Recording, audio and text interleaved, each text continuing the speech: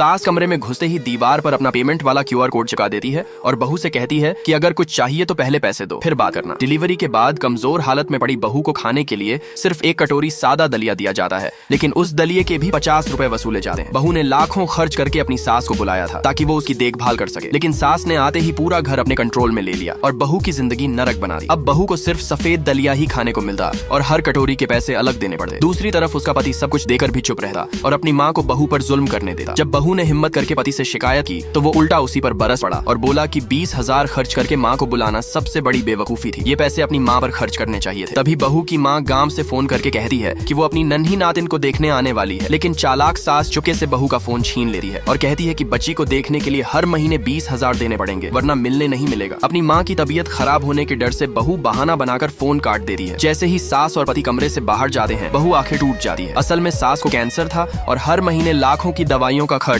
सिर्फ बहू ही उठा रही थी, लेकिन अब बहू का दिल पत्थर बन चुका था। उसने तुरंत हॉस्पिटल फोन करके सास का पूरा इलाज बंद करवाने का फैसला कर लिया। डॉक्टर ने समझाया कि दवाई बंद होते ही सास दर्द से तड़पेगी और उसकी जान भी जा सकती है, लेकिन बहू का मन अब बिल्कुल नहीं पिघला। तभी बच्ची जोर जोर से रोने लगी। बहू डायपर बदलने गई तो देखकर दंग रह गई कि उसने पहले से जो 2 बड़े डिब्बे डायपर के रखे थे सास उन्हें भी चुके से वापस करवा चुकी थी, सिर्फ इसलिए ताकि बहू मजबूरी में फिर से पैसे खर्च करे। लाइक सब्सक्राइब कर देना, भगवान आपको बहुत खुशी देगा।